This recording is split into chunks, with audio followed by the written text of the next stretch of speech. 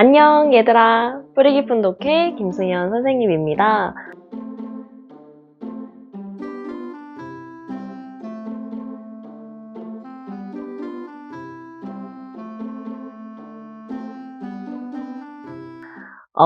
지난 시간에 우리가 그 찬이라는 친구가 선사시대에 갔다 오는 이야기를 읽으면서 선사시대에 대해서 알아봤잖아요. 오늘은 본격적으로 고조선이라고 하는 나라에 대해서 알아볼 예정입니다. 자, 그래서 이번 주에는 얘들아 드디어 우리나라의 첫 시작 고조선에 대해서 배우게 될 건데, 지난 시간에 배운 내용을 잘 기억하고 있는 친구라면 이런 생각을 하게 될 수도 있을 것 같아요. 그러면 우리가 지난 시간에 배운 선사시대가 특히 그 찬이 친구가 다녀온 때가 구석기와 신석기, 즉 석기 시대였으니까 오늘은 청동기 시기에 대해 배울 건가 보다, 이렇게 생각할 수 있어. 기억을 잘 하고 있다면 말이에요. 근데 이 이야기는 반은 맞고 또 반은 틀린 이야기라고 할 수 있을 것 같아. 왜냐하면 선생님이 첫 번째 시간에 혹시 이야기했던 거 기억나니, 얘들아? 이 역사라고 하는 게 갑자기 나라가 생기고 또 멸망하는 과정에서 이 나라가 멸망했다 그러면 거기에 사는 사람들이 갑자기 뿅 하고 사라지는 게 아니거든.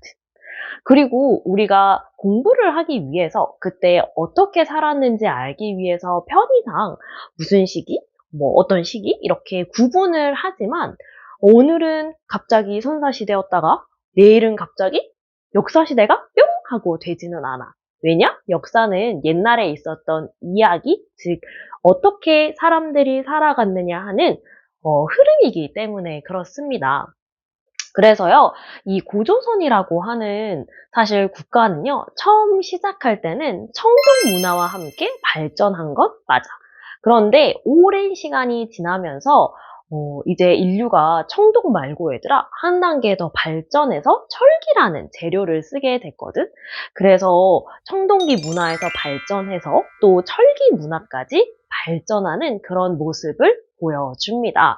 그래서요, 이 고조선이라고 하는 국가는 청동을 사용하기도 하고 철기를 사용하기도 하기 때문에 우리는 꼭 청동기 시기라고 콕 집어서 말하지는 않아요. 그런 같은 이유로 우리가 고조선을 이제 역사의 시작이라고 얘기를 많이 하는데, 뭐 친구들이 이렇게 물어볼 때가 있어. 선생님, 분명히 그 청동기라고 하는 시기는 선사시대에 구분이 되고 선사시대랑 역사시대는 다르다고 우리가 배웠는데 왜 고조선은 역사의 시작이라고 얘기하나요? 하고 질문할 때 있거든.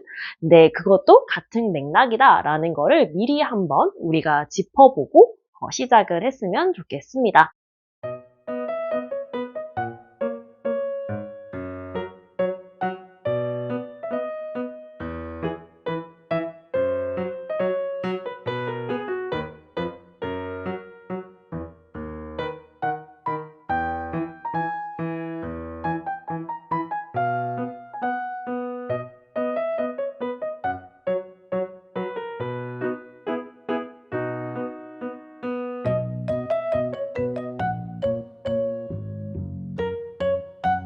자, 그래서 오늘은 얘들아 어쨌든 고조선에 대해서 좀 배운다고 얘기를 하고 있는데, 여러분 그 고조선이라고 하는 나라가 어디서부터 어디까지의 이제 크기의 나라였는지 혹시 알고 있어요? 항상 역사라는 거는 지금 현재와 다른 모습, 다른 우리나라의 모습을 보는 거기 때문에 우선 이 머릿속에 그 나라가 어디에 위치해 있고 또 어느 정도 크기겠다라는 건 꼭꼭 알고 있어야 하거든. 그래서 먼저 선생님하고 지도를 좀 같이 보도록 할게요. 뿅. 자, 지도 보이시나요?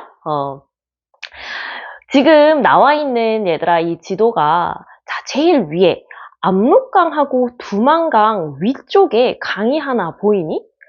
그 강을 우리는, 발음이 좀 어려워 얘들아, 랴오허강이라고 한단다. 지금 중국 땅에 있어서 발음이 좀 어려워. 그래서 랴오허강. 그리고 아까 선생님이 언급했던 그 밑부분에 살짝 나와 있는 강은 압록강과 두만강이야. 우리가 이 랴오허 강 근처, 그리고 압록강과 두만강 근처까지 쭉 뻗어 있는 고조선의 모습을 볼 수가 있을 거예요. 지금의 한반도보다 조금 더 북쪽에 위치해 있죠. 이 시기부터 저기 밑에 남쪽, 우리 정확히 말하면 얘들아, 지금 북한하고 남한의 경계선 즈음 될 것 같아. 그쯤까지를 우리가 고조선의 세력 범위다라고 보고 있어요. 그럼 여기서 이제 친구들이 물어보는 거야. 선생님, 처음에 고조선이 시작할 때는 기록도 마땅히 없었을 거고, 뭐 정확한 것도 아닌데, 여기서부터 저기까지 고조선이 있었던 사실을 도대체 어떻게 알 수 있나요? 그거는 세 가지의 유물이 공통되게 그 장소에서 발견됐기 때문입니다. 첫 번째는 바로 비파형 동검이야. 그리고 두 번째는 이송리식 토기, 그리고 세 번째는 고인돌이 되겠습니다. 이렇게 얘들아, 광범위한 범위에서 같은 이제 문화가 나타났다는 것은 사실은 그 범위 내에 이제 거대한 국가가 있었다는 것을 증명하는 거거든요. 아직 이해가 잘 안 되는 친구들을 위해 선생님이 예시를 하나 좀 들어주자면, 이제 가정이야, 얘들아. 우리 모종의 이유로, 갑자기 우리 이제 지구가 잠깐 멸망을 한 거야. 멸망을 한 거야. 그리고 막 1000년, 2000년이 지났는데, 이제 가까스로 살아남은 새 인류가 있었다고 생각을 해봅시다. 근데 그 인류가 이제 또 발전을 해서 먼 과거에 있던 지금 우리가 살고 있는 그들에게는 역사겠죠? 그 역사 현장을 막 발굴했다고 생각해봐. 그러면 이제 공통되게 이 남한이라고 하는 대한민국이라고 하는 국가에서는 선생님 생각에 제일 많이 발견될 건 네모나고 까맣고 그 한 요만한 크기의 있잖아 왜 그 너네가 되게 갖고 싶어 하는 거 그게 나올 거야. 그게 뭐야? 스마트폰이겠죠. 그게 막 이렇게 나올 거야. 그런데 이 사람들이 보니까 특히 그 북쪽, 북한이라고 하죠, 지금.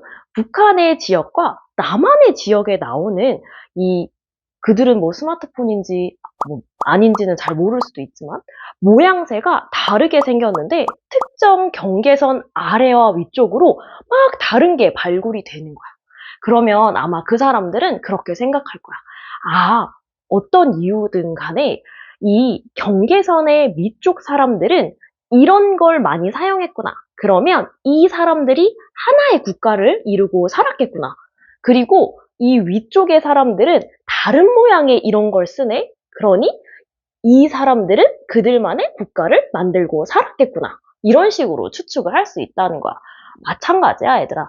같은 문화를 넓은 범위에서 공유하고 있다는 건, 그들이 그 지역에서 같은 국가를 완성하고 살았구나라는 걸 우리가 추측해 볼 수 있다는 거죠.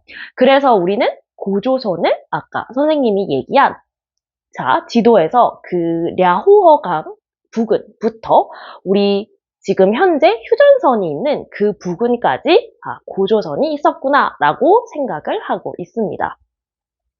자, 그러면 우리가 이 세 가지 유물을 한번 꼼꼼히 살펴봐야 될 필요성이 있겠죠? 일단 첫 번째, 비파형 동검입니다. 이 비파형 동검은 색깔이 이제 약간 이제 초록빛이 좀 돌기도 하지? 이게 바로 청동으로 만든 검인데, 얘들아, 이제 좀 독특해. 끝부분이 뾰족하고 가운데 부분이 쏙 들어갔다가 이제 마지막 부분이 볼록하게 튀어나와 있잖아. 이런 모습이 마치 여러분들은 잘 모를 수 있지만 비파라고 하는 악기가 있거든요. 그래서 그 비파라는 악기와 닮았다고 해서 비파 모양, 비파형 동검이라고 얘기를 하고요. 그리고 두 번째, 이 미송리식 토기. 되게 매끈하고 이제 약간 그 곰이 먹는 꿀단지처럼 좀 생겼죠? 그 지난번에 배웠던 신석기 시대에 빗살무늬 토기는 되게 뾰족하고 얄쌍하게 생겼는데 이건 좀 정반대의 모습을 좀 가지고 있는 것 같아. 자, 비교를 한번 해보면서 봅시다. 이제는 신석기 시대 사람처럼 강가에서 막 토기를 이제 바닥에 꽂아서 막 사용할 필요가 없기 때문에 바닥이 평평한 형태로 발전을 했죠. 그래서 이 두 번째 미송리식 토기가 많이 발굴이 되었고, 그리고 마지막 보자. 고인돌이야. 얘들아, 우리나라 별명이 고인돌의 나라래. 진짜 고인돌이 엄청나게 많이 이제 발견이 된 나라이기도 한데, 이런 고인돌도 빼놓을 수 없는 이제 고조선만의 특징이 되겠습니다. 선생님이 되게 간단하게 사실은 세 가지 유물을 설명했는데, 더 자세하게 설명하지 않은 건 이유가 있습니다. 왜겠어요? 우리가 다음 시간에, 사실 수업 시간에 오면 더 자세히 고조선의 생활 모습과 그리고 도구들에 대해서 볼 거기 때문에 그래요.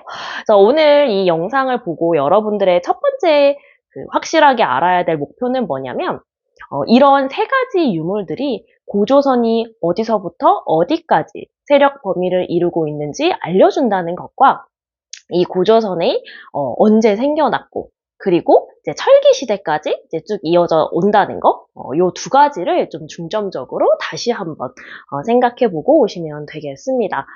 자, 그러면 얘들아, 어느 때와 같이 아시죠? 영상 보고 비법 노트 해오는 거 잊지 마시고요. 다음 시간에 봅시다. 안녕.